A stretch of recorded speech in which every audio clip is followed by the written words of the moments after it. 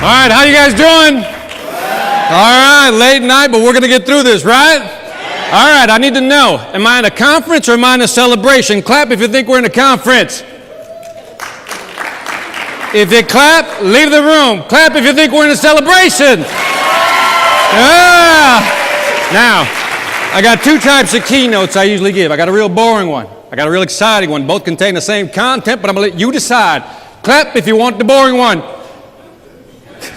Clap if you want the exciting one. By the way, clap if you don't care as long as it's good and it's short. Yeah, I know. All right. Are you guys ready to learn a lot? All right. I'm going to get into some deep stuff. Here we go. Now, Archimedes had a principle.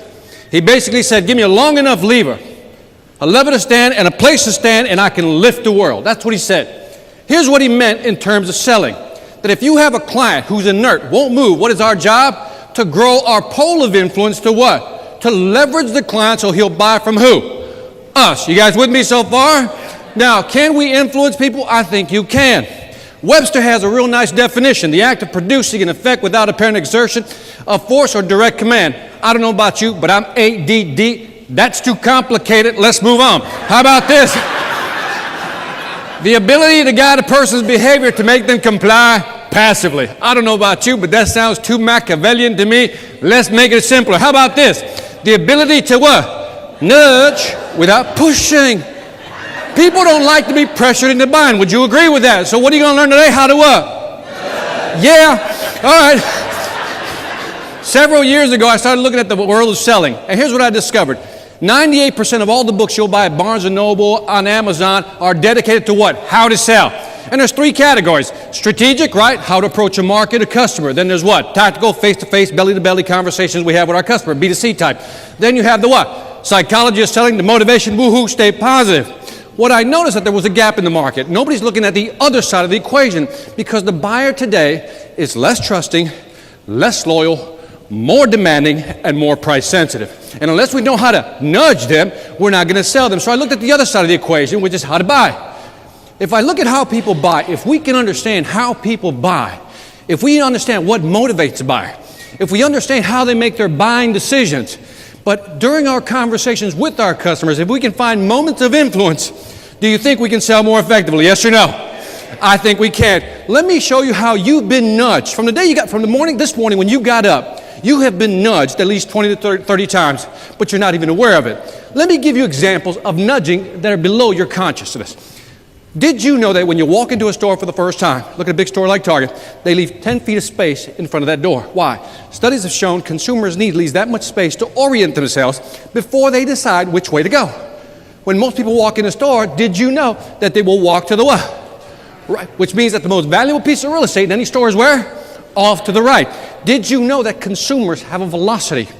Did you know that if you have a narrow aisle, you will walk faster? If you have a wide aisle, you will actually slow down.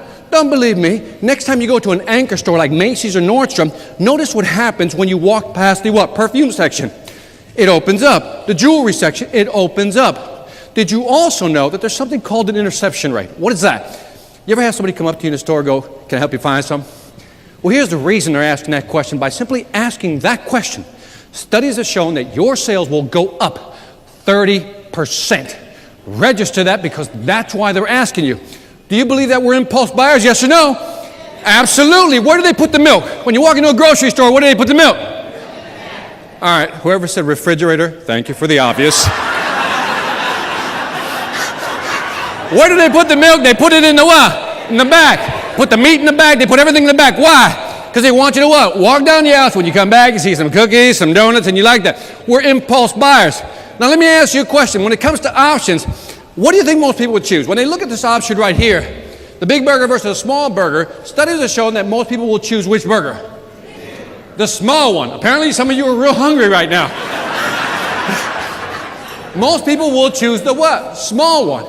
Now, but if I wanted to convince you to buy the big one, should I sell the feature? Should I sell the benefit of that big burger? Should I give you the value proposition of the burger? No, no, no, no, no. Here's what I'll do to nudge you to eat that burger. What I'll do is insert a third one.